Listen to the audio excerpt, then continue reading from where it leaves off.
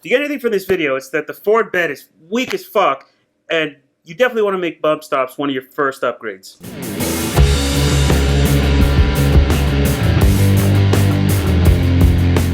Over the last year, I've been doing a lot of truck runs and Raptor runs, and I've been usually the lead truck.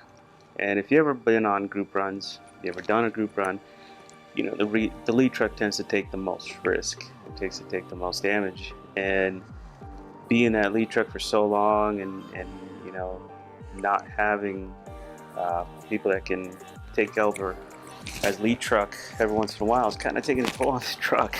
Over the last couple of months, we've had a lot of issues. A lot of things have been broken. A lot of things have been replaced.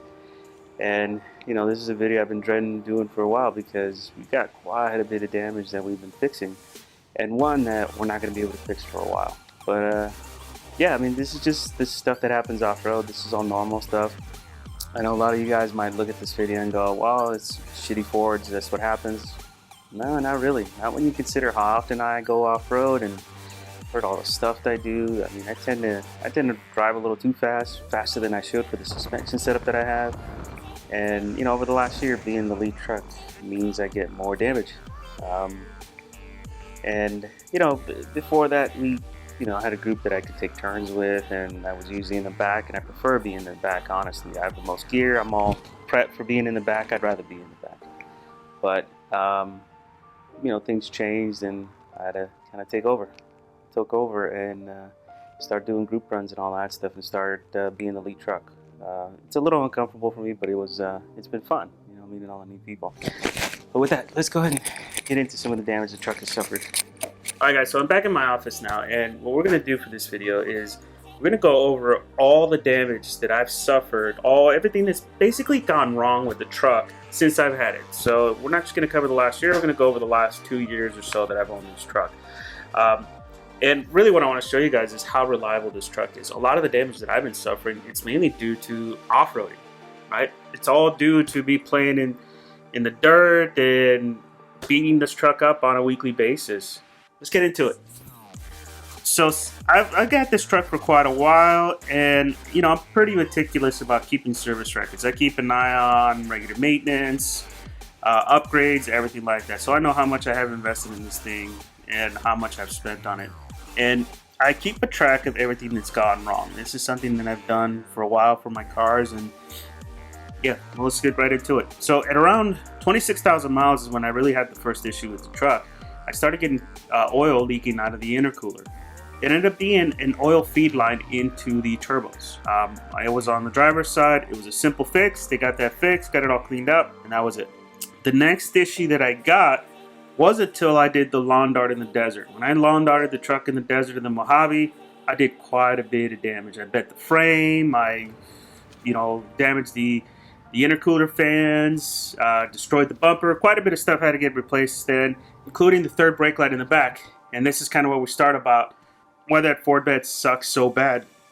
It's just really weak. When I lawn darted, there was so much flex in that bed that my whole rack went straight into the cab and destroyed the third brake light. So I had to get that replaced. I also damaged my collision sensor. I've been having problems with that thing ever since. That thing sucks. But that was it. Moving on. This was also related to my lawn dart. At about 37,000, almost 38,000 miles, the vapor canister went on the truck. The vapor canister is connected to the gas tank, and it keeps the truck from smelling like gas all the time, right? That tank needs to ventilate. When the frame bent where it was mounted at, it actually pushed on it a little bit. When we framed the frame back, it cracked it open. So that had to get replaced. Again, it was also due to my lawn darting, directly due to off-roading. Okay, next issue was at about 40,000 miles, leaking oil plug. Now this is one of those things that most people won't tell you about with the Raptor. The Raptor has that plastic oil plug, and the O-rings on that thing aren't meant to last multiple oil changes. In fact, you're supposed to be replacing that oil plug every other oil change. Now, my recommendation, every time you get an oil change, get that plug replaced. It's only like $8 to 10 bucks.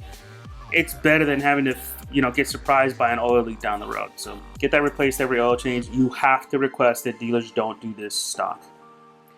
Okay, at about 44,000 miles, I started hearing the grinding noise. If you haven't seen that video already, I'm going to link it up here. or up here, I don't know which one, whatever.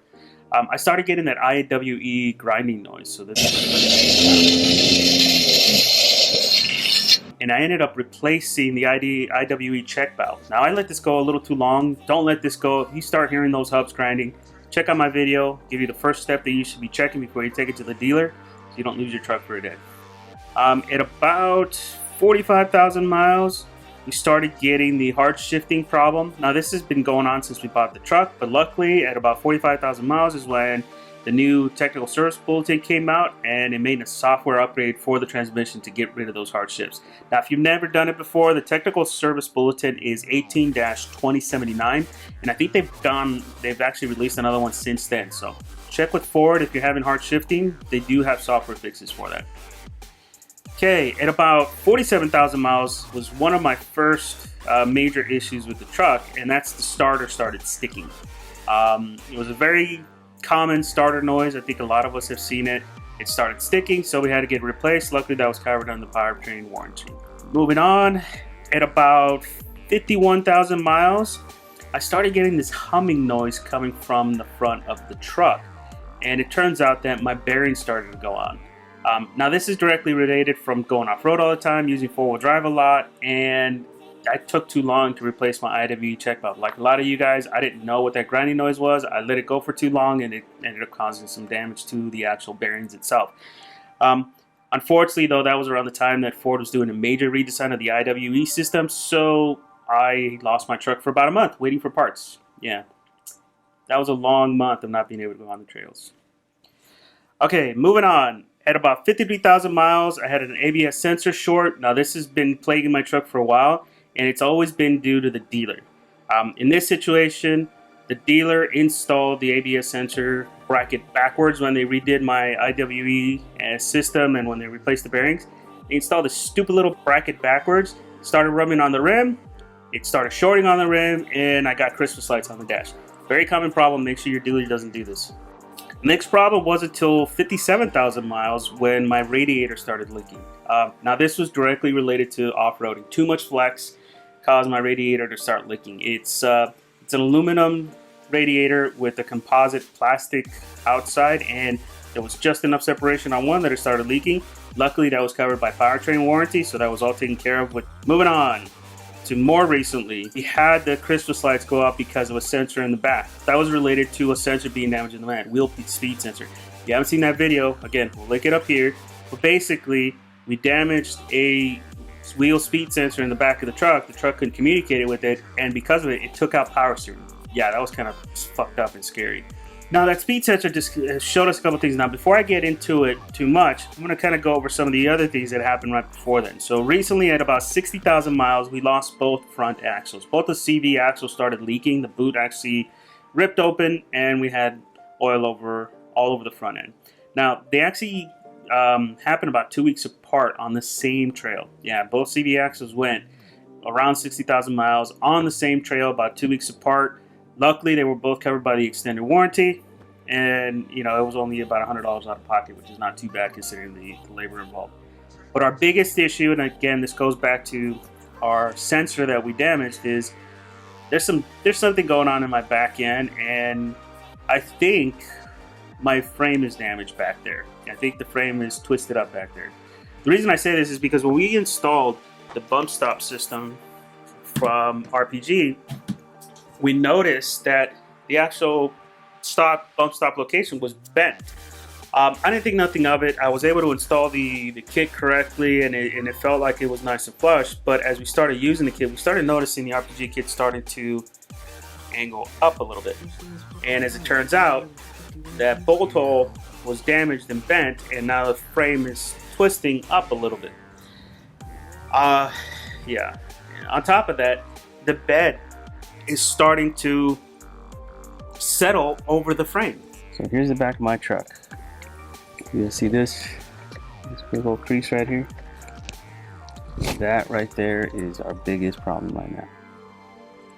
The bed's sinking a little bit. You can kind of see it here.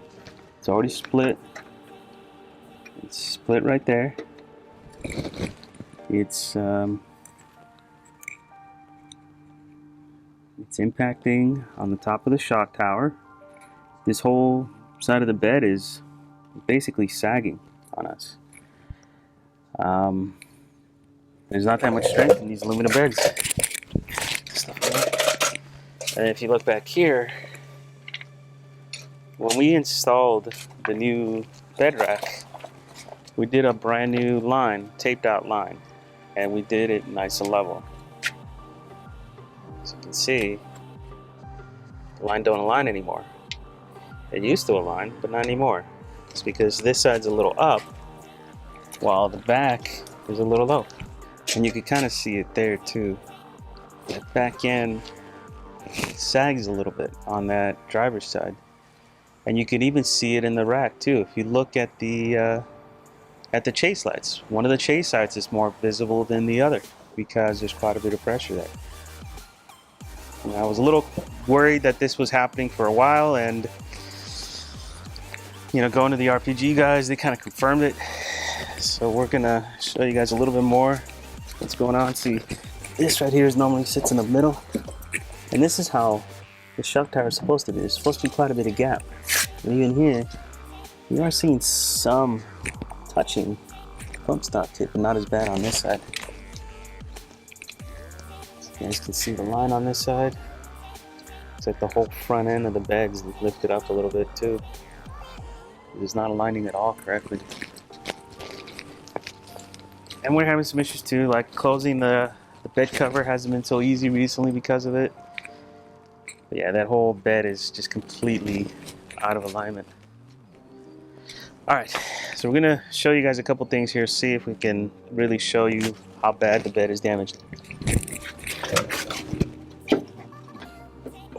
Holy shit. I can't see it. There we go.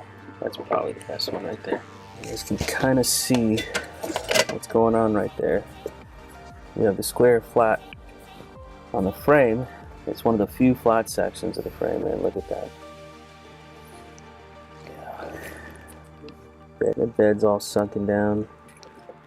It's like at least a quarter inch, maybe more. And as it gets out, it gets even worse. And it really is hard to show you guys what's going on back here because it's so subtle, but essentially a lot of those support arms haven't been able to take the weight of the rack and causing all the issues. Quite disappointing how weak this bed has turned out. Yeah, the aluminum bed has no strength in it whatsoever. It's basically bending over the frame and bending over the bump stop kit. My rack doesn't weigh that much. It only takes about 2 of us to carry it. It's maybe about 100, maybe 200 pounds, if that. It's not that heavy. I've seen, overland rack setups much heavier than what I'm running, and that's more than enough with mobbing down the desert to cause that thing to start bending and buckling. When we first did the rack, it actually started cracking the sides of the bed. So the aluminum beds are junk, guys. I mean, yeah, it's great that they're lightweight, but they can't hold any weight, and because they're aluminum, you can't really repair them either. You can't just go in and weld it back in. You just can't. It's not the way aluminum works, right? If you weld it, it's just going to crack along the welds. So over the next couple of weeks, guys, we're going to be doing some major repairs to the truck. First, we're going to take it into the shop and get them to fix our frame. Basically, see how bad that thing is out and straighten it up. Straighten up that plate, and hopefully that'll allow us to install the bump stop kit correctly. I am going to try to reach out to the RPG guys to see if we can do any kind of cross pricing to avoid any kind of twisting. Right now, the only kit that avoids twisting is the Icon kit, but I'm not too much of a fan of their kit because it's a little too complicated. It's got way too many parts, and that many parts are going to become loose on the trail, and I want to reduce the amount of time I have to touch my truck just to get it ready, right? I don't want to be having to be under there once a month tightening bolts on a bump stop kit because it's too complicated. So we're going to be reaching out to the RPG guys, see if there's anything we can do to add some kind of cross bracing to avoid twisting on our frame.